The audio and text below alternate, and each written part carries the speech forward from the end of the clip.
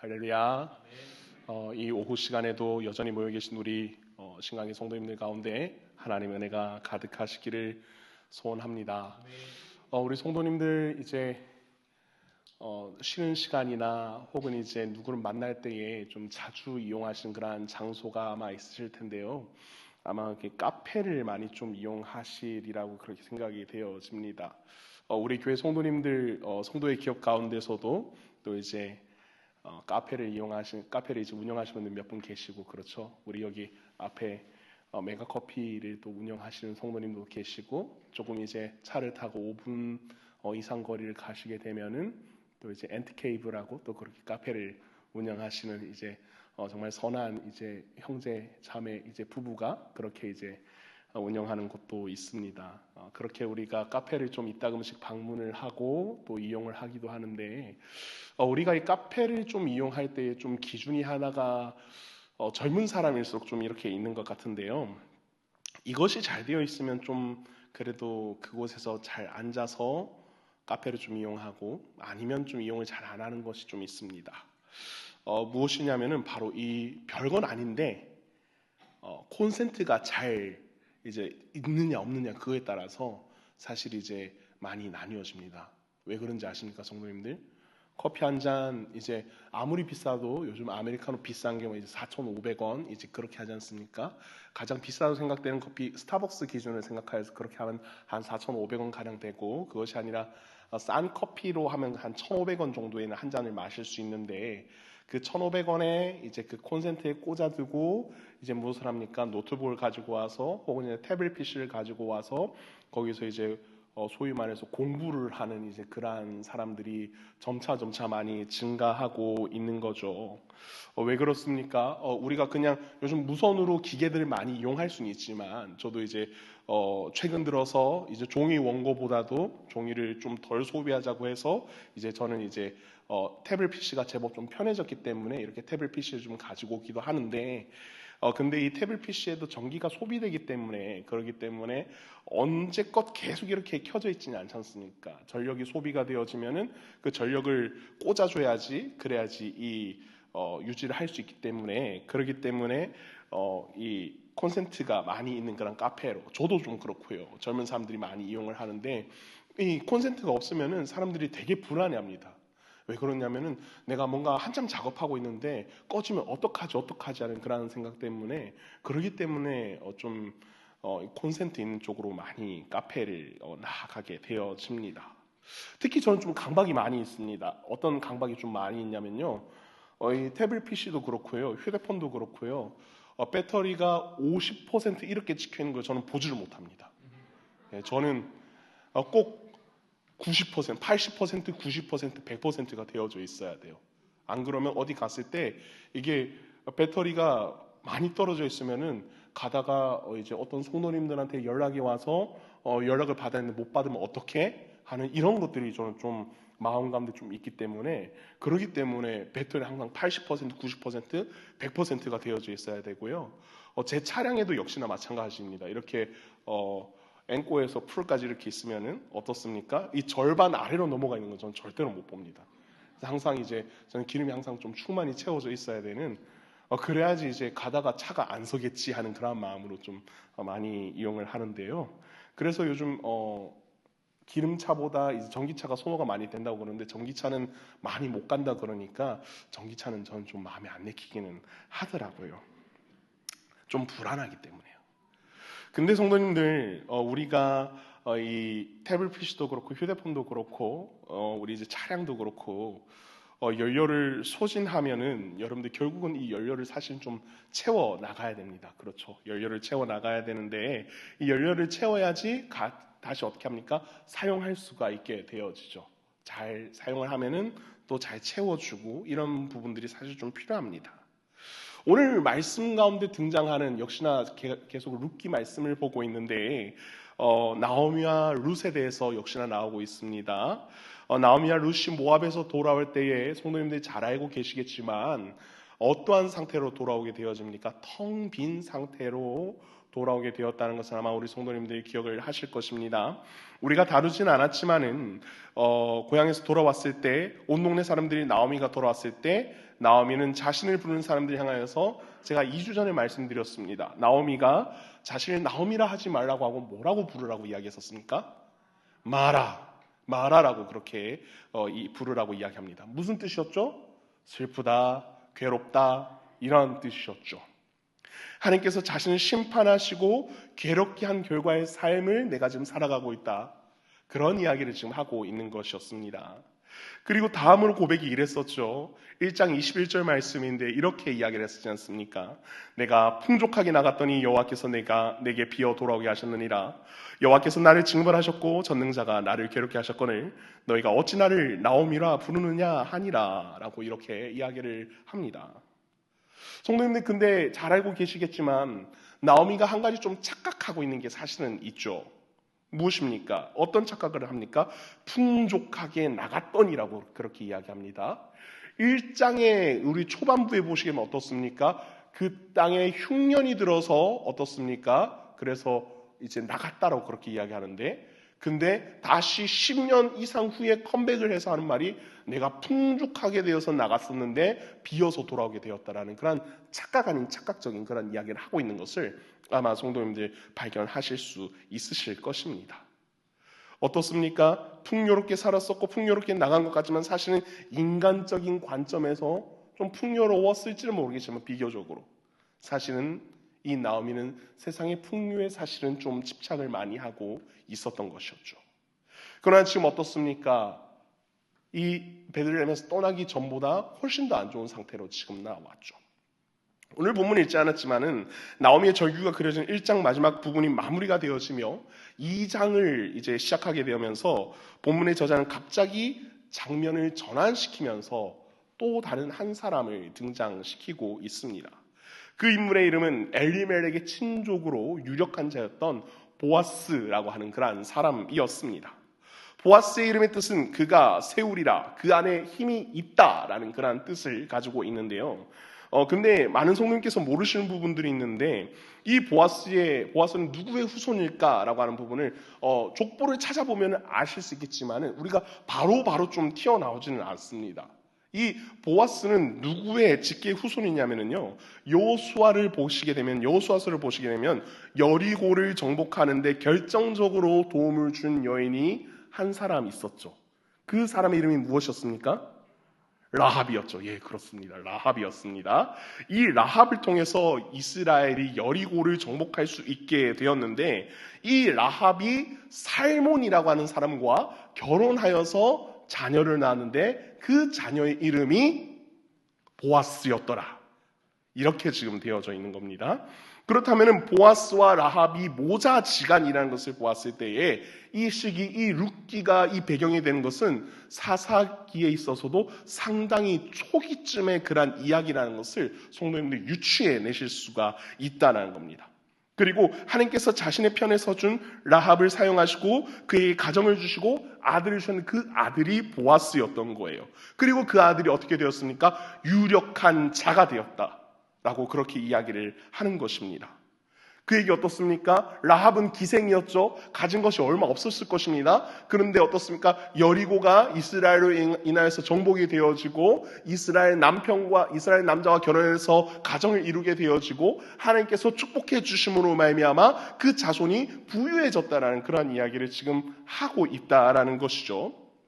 근데 어떻습니까? 이 드라마상, 만약에 드라마를 보았을 때 집안이 이렇게 그려진다는 것은 엄청나게 지금 반전의 이야기를 사실 하고 있는 것이라고 할 수 있는데, 근데 어떻습니까? 성경에서 1장에서 2장 넘어갈 때 뜬금없이 뉴페이스를 등장시킨다. 이것은 뭐냐면요, 주인공으로 하여금 긴장하게끔 하는 그런 요소로 자리 잡게 하여서 하나님께서 어떠한 일을 행하게 하시는가라는 것에 대한 그런 기대감을 지금 불러일으키고 있다라고 그렇게 볼 수 있다라는 겁니다. 오늘 보면 마찬가지입니다. 어떻게 두 여인이 살아갈 환경 속에서 하나님의 도움을 받아 형통하게 살 수 있을까? 사실 이 두 여인의 모습만 봤을 때 어떻게 성도님들이 잘 먹고 잘 살 수가 있습니까? 전혀 잘 먹고 잘 살 수가 없죠. 그런데 어떻습니까? 1장에서 끝날 때 너무나 절망적인 그런 상황 가운데 있었는데 2장에 딱 등장하자마자 유력한 자가 나타나는데 그 사람은 보아스더라 라고 이렇게 이야기를 하는 걸 보았을 때 문제점, 지금 이 두 여인에게 나타나고 있는 이 문제점이 어떻게 해결되어져 갈지에 대한 부분에 대해서 성경은 이야기를 하려고 하는 것이죠. 성도님들, 룻은 매우 책임감이 또한 강한 사람이었습니다. 시어머니 나오미를 따라서 베들레헴으로 왔지만 하나님께서 양식을 주셨다는 소식을 듣고서 시어머니를 따라서 이렇게 베들레헴으로 왔지만 어떻습니까? 두 여인에게는 재산도 없었고요, 먹을 양식도 없었습니다. 그러니까 어떻게 해야 됩니까? 어떻게든 먹고 살아야 되지 않습니까? 그렇기 때문에 열심히 발로 뛸 수밖에 없죠. 근데 성도님은 어떻습니까? 룻은 어머니의 하나님이 나의 하나님이 될 것이다 라고 이렇게 하면서 베들레헴으로 왔지만 이 룻의 입장에서 마냥 베들레헴에 이렇게 와서 이렇게 막상 이 현상을 보았을 때에 어떤 마음이 들 것 같습니까, 성도님들? 시어머니 잘 모셔서 내가 그래도 좀 잘 먹고 잘 살도록 노력해 봐야지. 우리 성경을 보면 그냥 이렇게 생각하고 말 건데, 만약에 성도님들, 우리 성도님들이 각각 다 이제 룻의 입장이 되었다라고 만약에 이렇게 가정을 해보시자고요. 어떨 것 같습니까? 노년의 시어머니가 있습니다. 나는 젊은 이제 과부 며느리입니다. 어떻습니까? 이분을 모셔야 돼요. 근데 아무것도 없어요. 쉬울까요? 성도님들? 쉽지 않을걸요? 쉽지 않을걸요? 우리 아마 여기 계신 자매님들은 벌써 속으로 학을 떼고 계실 겁니다. 어떻게? 형제님들께서는 조금 이제 좀 덜 와닿으실 수도 있긴 한데요. 형제님들께서 한번 좀 이렇게 역지사지로 한번 생각을 해보시면은 좀 쉽지 않다는 걸 아마 많이 느끼실 수 있으실 것입니다. 근데도 룻은 이 책임 강한 사람이었기 때문에 이 룻은 그래도 시어머니를 봉양하고 먹이려고 하는 그러한 강한 책임감으로 그렇게 나아갔습니다. 룻은 지금 자신의 처한 환경에서 어떻게 지금 이 상황을 타파해 나갈까 고민하면서 결단을 내리고 시어머니에게 말하는데, 오늘 읽지 않았지만 룻기 2장 2절 말씀에서 이렇게 이야기합니다. 앞에 지금 스크린에 띄어져 있는데요. 한번 우리 같이 읽어보도록 할까요? 읽습니다. 시작. 모압 여인 룻이 나오미에게 이르되 원하건대 내가 밭으로 가서 내가 누구에게 은혜를 입으면 그를 따라서 이삭을 줍겠나이다 하니 나오미가 그에게 이르되 내 딸아 갈지어다 하매. 아멘. 이삭을 줍기 위해서 룻이 지금 나간다라고 그렇게 이야기를 하고 있습니다. 어쩔 수 없습니다. 시어머니는 많이 연로하십니다. 그렇죠? 일을 할 수가 없어요. 홀로 남아 계신 어른을 모시고 살려면 어떻게든 일할 수밖에 없는 그런 상황이었습니다. 그런 중에서 나오미를 따라온 룻은 후회함이 그 가운데 말씀 가운데 전혀 보이지 않습니다. 오히려 시어머니를 모시고 살아가려고 동분서주하는 그런 모습만이 오늘 본문 가운데 그렇게 그려지고 있다라는 거죠. 그리고 룻이 이삭 베는 자를 따라서 이삭을 줍고 있는데 마침 도착한 곳이 하필 어디였냐면은 보아스의 소유지였다는 겁니다. 이 보아스를 1절에 소개하고 3절에 바로 등장하는 것은 보아스가 매우 중요한 그런 카드로서 키플레이어로서 그렇게 존재하게 되는 것인데, 보아스는 자신의 땅에서 수확하는 사람들을 격려하고 잘 되어져 가고 있나 사실 이제 그 땅을 좀 순시를 하고 있었습니다. 그런데 사람들 가운데 처음 보는 듯한 그런 사람들이 있었습니다. 성도님들, 우리 신강교회가 700명, 800명 넘어가는 그래도 적지 않은 그런 규모의 교회인데, 성도님들 어떻습니까? 이렇게 800명 넘어가는 그런 사람들 속에서도 우리 신강교회 처음 방문한 사람이 보이면은 성도님들 바로 구별해내십니까? 구별해내지 못하십니까? 구별해내시죠? 아닌가요? 그냥 홀로 그냥 조용히 예배드리다가 가십니까? 아니죠. 우리 그냥 원투데이 신앙생활 같이 하는 게 아니라 1년, 2년, 10년, 20년 우리 오랫동안 같이 신앙생활 하였지 않습니까? 물론 저는 이제 신참이긴 하지만 그렇죠. 오래 보셨기 때문에, 그렇기 때문에 만약에 이제 외부에서 오신 분이 계신다고 하면 저분 처음 뵙는 것 같은데 하는 그런 자연스러운 이제 시선이 가지 않습니까? 마찬가지입니다. 보아스도 지금 자신의 이제 소유지에서 이삭 줍는 사람들을 보게 되었을 때에 베들레헴에 늘 살던 사람들, 늘 지내는 그런 사람들이 거기서 이삭 줍기를 하고 있을 터인데 거기에 낯선 사람이 한 사람 보이는 겁니다. 보아하니까 이스라엘 베들레헴 사람 아니에요. 자세히 보니까 이 사람은 모압 사람인데 딱 아마 티가 났었을 것입니다. 우리가 외부에서 방문해 오신 우리 성도님들을 금세 구별하는 것처럼 아마 이 보아스도 이렇게 구별해 냈었을 것입니다. 그래서 보아스가 사환에게 물어보죠. 이는 누구냐라고 그렇게 물어보니까 사환의 말이 이는 나오미와 함께 모압 지방에서 온 모압 소녀다라고 이렇게 이야기를 합니다. 근데 성도님은 어떻습니까? 이 사람은 나오미의 며느리다라고 이렇게 사실 표현해도 되긴 합니다. 근데 굳이 표현할 때 이는 나오미와 함께 모압 지방에서 돌아온 모압 소녀다라고 이렇게 이야기하는 것을 보아서는 어떻습니까? 조금 차별적인 느낌이 사실 그 가운데 조금 있는 겁니다.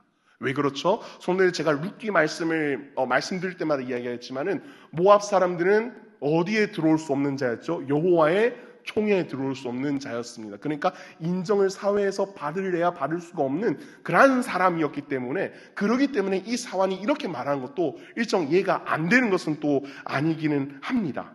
게다가 지금 이 거주한 곳은 베들레헴, 이스라엘 사람들이 살아가는 한 가운데이기 때문에 룻에게 그 사환뿐 아니라 많은 사람들이 사실은 룻을 이상한 눈으로 쳐다보고 있었고 차별을 하였었겠다라는 것을 짐작할 수가 있는 대목이죠. 그런 차별과 멸시 속에서 룻은 계속해서 이삭을 주어야만 하는 그런 상황 가운데 사실 있었던 겁니다. 왜 그렇습니까? 벼랑 끝에 모인 상황이기 때문이죠. 성도님들 벼랑 끝에 몰리면은 어떤 것도 사실 해낼 수 있지 않습니까? 만약에 쥐가 고양이로부터 도망치다가 궁지에 물면 어떻게 되나요? 고양이를 물겠죠. 그래도 살고자. 마찬가지입니다. 룻도 지금 이러한 상황이라는 거죠. 지금 일하지 않으면 내일 당장 먹을 게 없는데 무엇인들 못할까요? 해낼 수 있겠죠. 자기만 못 먹는 것이 아니라 내 시어머니까지 못 먹는다. 더 열심히 할 수밖에 없겠죠. 그런 룻이 얼마나 치열하게 일을 했을까요? 7절 드러나는 상황의 말에 이렇게 이야기하고 있는데 그의 말이 나로 베는 자를 따라 단 사이에서 이삭을 죽게 하소서 하였고 아침부터 와서는 잠시 집에 쉰 외에는 지금까지 계속 일하는 중이니이다. 이렇게 이야기합니다. 성도님들 중동의 날씨는 매우 덥습니다. 낮에는 45도가 넘어가는 그런 뜨거운 열기 속에서 보리를 줍기 위해서 다닌다는 것은 이삭을 줍기 위해서 다닌다는 것은 정말 쉬운 일이 아닙니다. 근데도 룻은 정말 잠깐 밥 먹는 시간 외에는 계속해서 이삭 줍기를 계속 하였다라는 거죠. 근데 룻이 사환에게 부탁한 좀 특이점이 하나 있습니다. 그것은 뭐냐면은 베는 자를 따라서 단 사이에서 이삭을 줍게 해달라고 계속 그렇게 이야기를 하는 겁니다. 이삭을 성도님들 주는 것은 뭐냐면요, 하나님께서 허락해 주신 것은 맞기는 맞아요. 신명기 24장 19절 말씀에 하나님께서 이렇게 말씀을 하셨거든요. 내가 밭에서 곡식을 벨 때에 그 한 묻을 밭에서 잊어버렸거든. 다시 가서 가져오지 말고 나그네와 고아와 과부를 위하여 남겨두라. 그리하면 내 하나님 여호와께서 내 손으로 하는 모든 일에 복을 내리시리라 라고 이렇게 말씀을 하셨습니다. 그러나 당시에 이 이삭 줍기도 사실은 그 땅의 주인이 허락하지 않으면은 사실은 좀 불가능한 그런 부분이었습니다. 또한 어떻습니까? 룻은 베들레헴 사람이었습니까? 아닙니다. 이방 사람이었습니다. 모압 사람이었습니다. 이스라엘 민족 가운데서도 고아와 과부가 있었을 것입니다. 그렇다면 어떻습니까? 자국민을 먼저 좀 생각을 했겠죠. 어떻습니까, 성도님들? 우리 신강교회 앞에 만약에 어떠한 방랑자가 세 사람이 찾아왔습니다. 한 사람은 한국 사람이고, 한 사람은 일본 사람이고, 한 사람은 중국 사람입니다. 성도님들 누구 먼저 도와주시겠습니까? 자연스럽죠, 그렇죠? 매우 자연스러운 일입니다. 우리 민족부터 그렇게 챙기겠죠. 마찬가지입니다. 룻도 지금 이 상황 가운데서 자기가 먼저 대접을 받는 것이 아니라 멸시받고 천대받고 뒷순위로 밀릴 수밖에 없는 그러한 상황 가운데 있었습니다. 근데 어떻습니까? 룻의 지금 행동은 이 이삭을 베자마자 그 벤 사이로 그 이삭을 주로 재빠르게 가는 그런 상황 가운데 지금 있었다라는 거죠.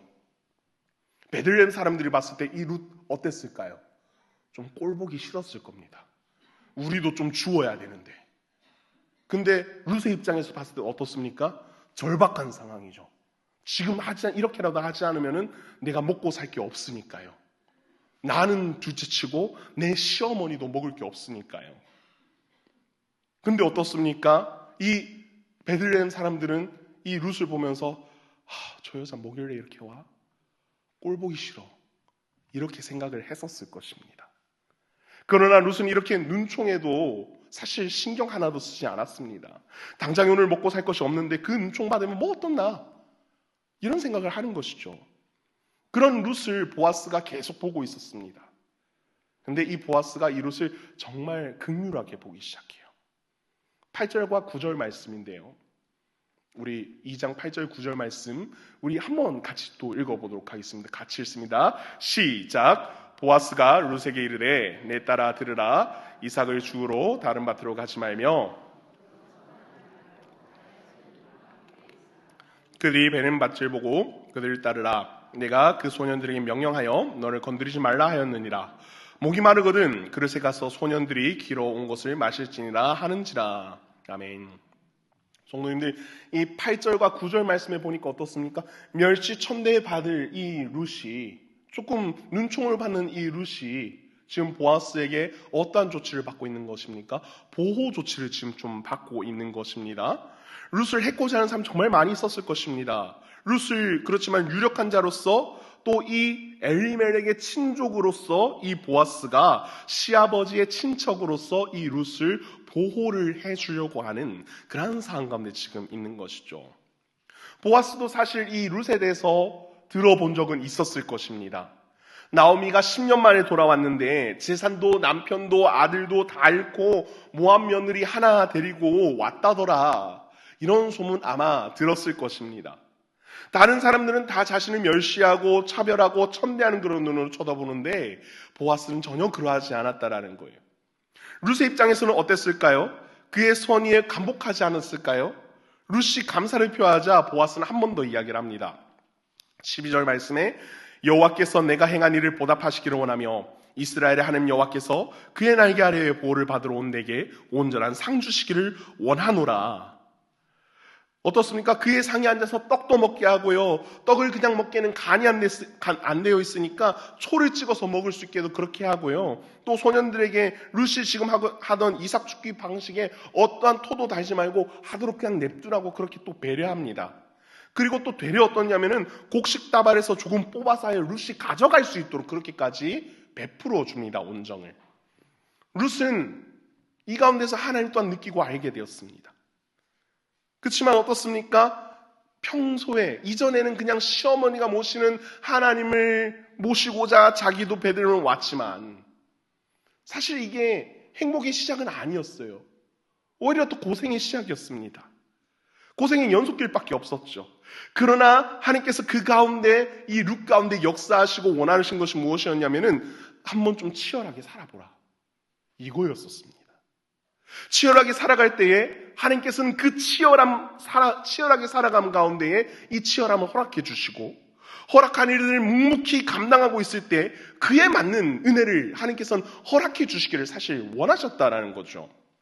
사랑하는 성도 여러분, 하나님을 믿는다라고 하면서 우리 특히나 이제 학생 친구들 좀 이런 마음들 참 많이 품는데 오늘 이 자리에 학생들이 없어서 좀 아쉽기는 하지만 학생들 좀 이런 마음 참 많이 먹습니다. 하나님 이용해서 내가 예수님 믿으니까 나 예수 믿는 사람이니까 하나님께서 내가 시험 기간 때에 시험 공부 많이 하지 않더라도 시험지 딱 이렇게 펼쳐보면은 답안지가 저절로 보이게 하는 그런 역사 하나님께서 보여줄 것이다. 성도님들 그렇던가요? 아니죠.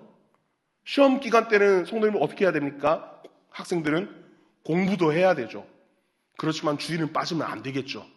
예.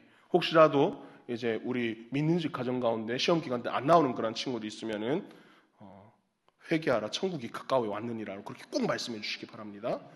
어쨌거나 성도님들 이 시험 기간 때에 이 기도만 한다고 해서 성적이 잘 나온 것 아니에요.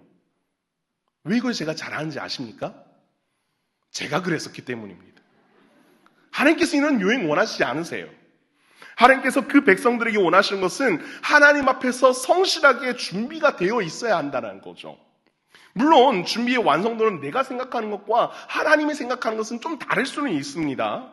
그럼에도 하나님께서는 요행을 바라는 사람에게는 그 교만함에 따른 깨달음을 허락하여 주시고 치열하게 살아가면서 준비하는 그런 자들에게는 하나님께서는 다 보이진 않더라도 그 길 하나하나를 그렇게 보여주신다라는 겁니다. 오늘 이 시대를 살아가는 사람들에게는 치열하게 살아가지 않는 사람 사실 한 사람도 없습니다.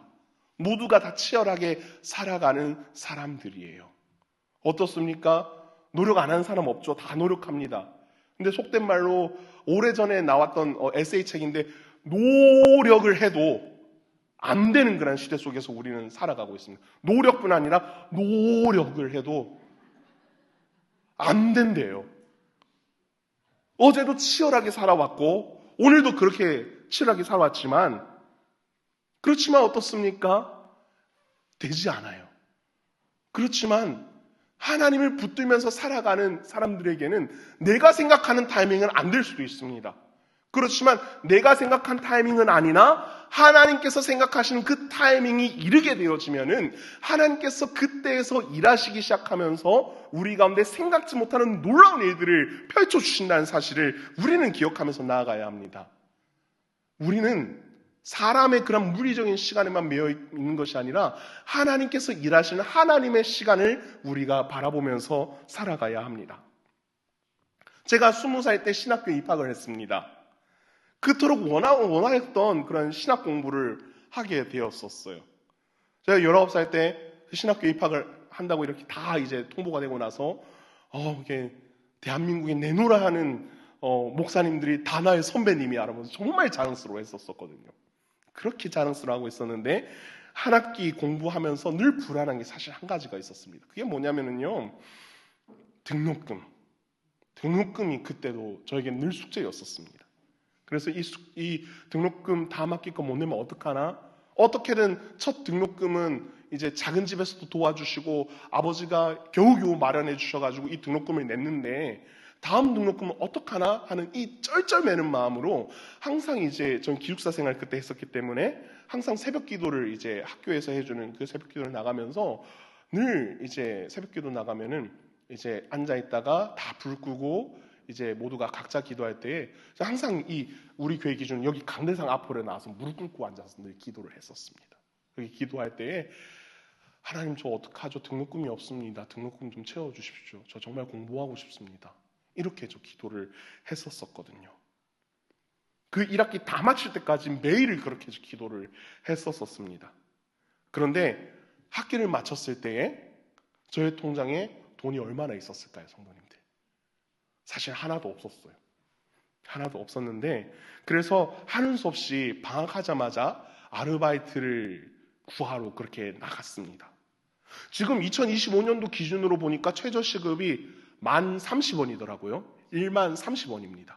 근데 그 당시에 제가 학교 다니던 때는 최저시급이 이의 절반도 안 되는 4,000원이었습니다. 그나마도 자리를 구하려고 하니까 자리가 사실 하나도 없었습니다. 구인신문지를 매일같이 가져가서 보고 전화하고 그랬지만은 이미 사람 다 구했다고 그렇게 이야기를 하는 거예요. 그래서 거리로 나가서 알바 구하시냐고 가게마다 다 돌아다니면서 혹시라도 자리 나면 연락 주세요라고 하면서 그렇게 길거리를 한참을 헤맸었던 그런 적이 있었습니다. 근데도 그 알바 자리 최저시급도 안 주는 곳이라도 저를 채용해 주는 곳은 아무 데도 없었습니다. 너무 절망감이 많이 몰려오는 거예요. 너무 마음이 힘들어서 울었습니다. 그냥 하나님, 주의 나라 위해서 일하겠다라고 그렇게 결단하면서 나왔는데 하나님 신학 공부하게 해주셨는데 왜 돈 한 푼도 안 주시고 일하겠다라고 하는데도 왜 하나님 이것마저도 안 주십니까? 펑펑 울면서 그렇게 하나님 앞에 한탄을 했었던 적이 있었습니다. 하루는 어린 시절 같은 동네에서 자랐던 선배가 저기 가면 인력사무소 하나 있는데 거기라도 한번 가봐라 그렇게 이야기를 하는 거예요. 그래서 아무것도 모르는 저는 그냥 아침 일찍이 새벽 5시에 일어나서 새벽 6시에 보통 이제 그런 인력시장이 그때부터 좀 시작을 하니까 그렇게 서 있었습니다. 근데 인력소 사무실 이제 소장님이 저를 처음 보니까 바로 일을 보내주나요? 보내주지 않죠. 다들 일하러 차를 타고 한두 사람 가고 사실 그러다가 2시간을 기다렸습니다. 사실 인력 사무실에서 저녁 아침 8시 이후가 되면은 그때는 이제 일이 없고 공쳤다라고 봐야 되거든요. 근데도 계속 가만히 서 있으니까 청년 뭐예요? 일을 좀 찾고 있습니다. 연락처 주고 가요. 이렇게 하더라고요. 그저 저는 아무것도 건지지 못하고 그냥 터덜터덜 집으로 돌아갔습니다. 그리고 그 다음날 이 주일이었는데 그 당시에 저는 이제 그런 이제 일을 좀 구하려고 저희 집이 있는 곳이 아니라 선배가 이제 있는 그 경주에 가서 그렇게 지내고 있었거든요. 일을 구하려고. 그래서 제 모교회도 아니고 정말 낯선 곳에 그 교회에 가서 예배를 드리는데 딱 그 예배당에 앉는데 그냥 하염없이 그냥 눈물이 나는 거예요. 하나님 어떡합니까? 라고 하면서 우는데 그때 당시에 제 수중에 있었던 돈이 얼마였냐면 딱 5천 원밖에 없었어요. 근데 그 5천 원 가지고 그날 먹을 거라도 사 먹어야 되고 그래야 되는데 무슨 믿음인지 그 5천 원을 다 그냥 헌금함에 넣어버렸습니다. 넣어버리고서는 예배를 드리고 집까지 또 걸어가는데 한 버스도 못 타니까 20분을 그렇게 7월 달이니까 한참 돈이 40도까지 육박하는 그 날씨를 그냥 혼자 걸어가고 있었습니다. 걸어가고 있는데 갑자기 전화가 한 통이 낯선 전화가 오더라고요. 이희석 씨 되시죠? 예, 누구세요? 그럼 물어보니까 여기 어제 그 만났었던 인력소 소장인데 오늘 밤에 혹시 시간 되냐고 그렇게 묻는 거예요. 예, 시간 됩니다. 이렇게 이야기하죠, 당연히. 그러니까 이제 저기 이제 경주에 어디 외딴 곳에 공장이 하나 있는데 거기서 그 야근 이제 일당 받고 한번 일할 수 있겠냐고 그렇게 이야기를 하는 거예요. 제가 물불 가릴 게 뭐가 있습니까? 감사합니다. 그렇게 일하다가 이제 그것이 이제 눈도장을 맞아가지고 이제 계속 그 인력 사무소에 나가고 한우는 이제 고속도로 가서 이제 가드를 가는 이제 그런 일도 하고 또 어떠한 날은 이제 또 일을 줬는데 이제 포항제철소에 가서 이제 굴뚝을 다 청소하는 그런 일들도 하고 그랬었습니다. 선생님들 아실지 모르겠지만 포항제철소에서 굴뚝 닦으면은 그러면 다 새카매지거든요. 사우나 가서 이렇게 씻어도 안 닦입니다. 근데 그럼에도 또 말 않고 일했었어요. 근데 너무나 감사했습니다. 이렇게라도 하나님 일거리를 주셔서 그렇게 감당할 수 있게 해주신 것 참 감사합니다. 그래서 그 마음으로 또 이렇게 일을 하여서 등록금을 마련하여서 다음 학기를 그렇게 다닐 수 있게 되었었고요.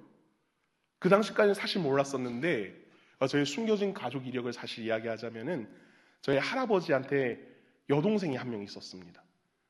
저희 아버지도 끝까지 몰랐었었는데 나중에 알게 되었던 사실이 뭐냐면은 저희 할아버님의 여동생이 죽은 것이 아니라 당시 아직 일제가 이제 있던 그 시절에 이제 나병에 걸리셔서 소록도로 강제로 그렇게 연행이 되셨어서 거기서 살고 계셨더라고요. 아마 성도님들 아신 분들은 아실 겁니다. 그 당시 시대에는 다 이제 나병 걸리고 그러면 다 소록도로 강제 수용을 했었던 그런 시절이 있었습니다. 그때 아버지께서 그 상을 아시고 이제 고모 할머니죠, 저에게는. 그 고모 할머니를 만났더니 제 아들 놈이 목사 되려고 신학 공부 시작했습니다. 그러더니 이제 그 고모 할머니께서 이거 별거 아니지만 가져가서 쓰라고 하시면서 돈을 내어주신 거예요. 그러면서 그 돈하고 제가 인력사무소에서 일한 돈하고 같이 합쳐가지고 다음 학기를 다닐 수 있는 그런 은혜를 하나님께서 허락을 해주셨습니다. 근데 생각해보니까 제가 중학교 1학년 때 처음 소록도를 간 기억이 있었습니다. 생각해보니까 알게 모르게 그 교회에 봉사를 하러 간 적이 있었는데 그 고모 할머니를 모르는 채 그냥 보고 지나간 그런 이력이 있었던 거예요. 저희 고모 할머니인 줄 모르고. 근데 나중에 아버지 통해서 이야기하시기로는 나도 이제 알았으니까 너의 아들 위해서 내가 기도하겠다. 목사가 될 수 있도록 나도 기도하겠다. 라고 그렇게 기도해 주셔서 지금의 저까지 오게 되었었습니다. 룻이 좀 이런 마음이 아니었을까 하는 생각이 들어요. 아마 룻은 더 힘들었겠죠. 왜냐? 노년의 시어머니까지 모셔야 되는 상황이었으니까요. 우리도 우리 삶의 이삭 죽기를 지금까지 치열하게 해왔지만 계속해서 맡기는 걸 감당해 나갈 때에 그 가운데 하나님을 바라보고 이삭 죽기를 한다면은 하나님께서는 분명히 그 삶을 인도하여 주신다는 사실을 우리 성도님들 기억하시기 바랍니다. 하박국 2장 3절 말씀에 보시게 되면은 이렇게 이야기합니다. 이 묵시는 정한 때가 있나니 그 종말이 속히 이르겠고 결코 거짓되지 아니하리라. 비록 더딜지라도 기다리라. 지체되지 않고 반드시 응하리라. 아멘. 사람이 생각하는 시간과 다를 수 있습니다. 사람이 보기에는 더뎌 보일 수 있습니다. 그러나 하나님은 반드시 응하시는 하나님이신 줄을 믿으시기를 바랍니다. 루시 이삭 죽기를 마치고 돌아왔습니다. 그 죽은 것이 오늘 말씀 가운데 한 에바가 되었다라고 이야기를 해요. 그날 하루에 한 사람이 10일치를 먹을 만한 분량을 주워온 것입니다. 보아스를 통해서 은혜를 입은 것도 있지만 시어머니를 모시는 그 룻의 마음이 얼마나 갸륵합니까, 성도님들. 그러나 하루 만에 모아오기에는 그 이삭의 양이 너무나 많아서 어떻게 이거 이렇게 가지고 올 수 있었냐라고 나오미가 묻습니다. 그러니까 오늘 말씀 19절 말씀에 이렇게 이야기하죠. 시어머니가 그에게 이르되 오늘 어디서 주었느냐, 어디서 일을 하였느냐, 너를 돌본 자에게 복이 있기를 원하노라 하니 룻이 누구에게서 일했는지를 시어머니에게 알게 하여 이르되 오늘 일하게 한 사람의 이름은 보아스니이다 하는지라. 룻의 대답을 들은 시어머니 나오미는 어떨까요? 그 마음이 어떨까요? 전율이 일어났을 것입니다. 왜냐하면 보아스는 엘리멜렉의 친족이었고 기업 물을 자 가운데 한 사람이었기 때문이었습니다. 나오미는 그의 며느리를 사랑하지만 그럼에도 이 땅에서는 사랑받지 못할 것이고 기업 물음과 같은 것은 생각지도 못했을 것입니다. 그럼에도 보아스가 나타났다는 것은 이 일은 필히 사람의 일이 아닌 영역인 것을 아마 이 나오미도 그 가운데 느꼈을 것입니다. 그러나 3장에 나타나기 전까지 룻은 지금처럼 하루하루를 최선을 다하면서 살아가야 하는 그러한 인생이었습니다. 너무나 어려운 인생, 앞이 보이지 않는 인생이었지만 근데 그 앞이 보이지 않는 인생 가운데 사실은 누가 지금 끼어들고 계신 것입니까? 하나님께서 끼어들고 계신 것이죠. 사랑하는 신강교회 성도 여러분, 하나님께서는 룻의 인생을 면밀히 살펴보시고 인도하고 계시는 중이었습니다. 그리고 이미 그 인생에 끼어드셨습니다. 우리 삶도 마찬가지입니다. 우리 삶에 하나님이 보이지 않을 때가 참 많이 있죠. 형통해 보이지 않는다고 조급함에 우리가 삐져버리고 하나님 앞에서 실족하고 그런 모습으로 우리가 살아갈 때 참으로 많이 있습니다. 어떤 날은 불과 같은 말씀 은혜도 받기도 하지만 어떠한 날은 어떻습니까? 그렇지 않을 때도 있습니다. 말씀을 들어도 기도를 해도 안 되는 것인가? 절망하면서 나아갈 때도 참 우리 가운데 많이 있습니다. 그러나 중요한 것은 그럼에도 우리는 기다릴 줄 알아야 한다는 거죠. 배터리도 길게 쓰려면 완충을 해야 됩니다. 그 완충을 위해서 기다려야 하죠. 하나님께서는 그 인생을 완전하게 충전시켜 주시기 위해서 보이지 않는 곳에서 일하고 계셨고 오늘 우리 인생에도 우리 인생을 완전하게 충전시켜 주시고 채워주시기 위해서 보이지 않는 곳에서 일하고 계시고 중요한 것은 뭐냐면요. 우리에게 관심이 없으신 하나님이 아니라 그 어느 때보다 우리를 주목하고 계신 하나님이라는 것을 우리는 기억을 해야 합니다. 사랑하는 성도 여러분, 조급하더라도 기다려 보았으면 좋겠습니다. 사실 가장 어렵습니다. 가장 어렵죠. 오늘 우리 오전에도 담임 목사님께서 귀한 말씀 전해주셨지만은 인내함으로 예수님 바라보며 나아가는 거 정말 쉽지 않습니다. 저 하늘성 바라면서 나아가는 것 참 쉽지 않을 때 많이 있습니다. 그렇지만 그 가운데서도 조급하더라도 기다리면서 나아간다면은 우리에게 맺혀있던 그 눈물을 이내 다 닦아주시고 우리를 위로하여 주시고 우리에게 더 좋은 길로 인도하여 주실 그 하나님을 온전히 주목하면서 나아가실 수 있는 우리 모든 성도님들 되어주셨으면 좋겠습니다. 오늘 하루를 마무리하고 또 이 예배당에서 이 예배를 파하고 삶의 자리로 돌아가실 때에 우리 성도님들 다시금 나에게 몰려오는 그런 삶의 압박감이 몰려오는 우리 성도님들도 계시겠죠. 그리고 또 조급함이 또 다시 몰려오시는 그런 성도님들도 계시겠죠. 그렇지만은 하나님께서 우리 삶에 이미 끼어드셨으니 우리에게 충만히 채워주신다는 사실을 기억하시고 인내함으로 믿음의 선한 경주와 싸움을 해나가실 수 있는 우리 모든 신강교회 성도님들 되실 수 있기를 주님의 이름으로 소원합니다.